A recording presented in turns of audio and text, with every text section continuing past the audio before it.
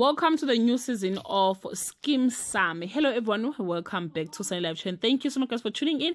I'm here to update you of what's going to happen on Skeem Saam from the 1st to the 4th of July 2025 on Tuesday.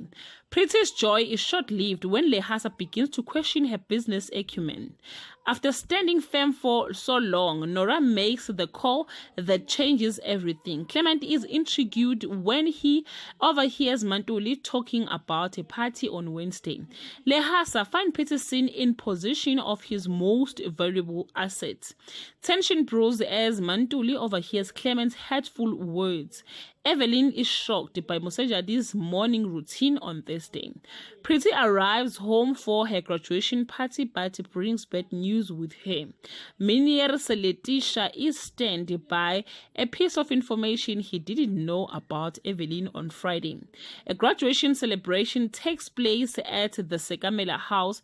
Evelyn's heart breaks when she learns just how sad Mosejadi's situation is. The homos are ready to take the next step with a big family purchase. Well guys, that's all I have for today. You can leave your comment below and share your opinion. Bye.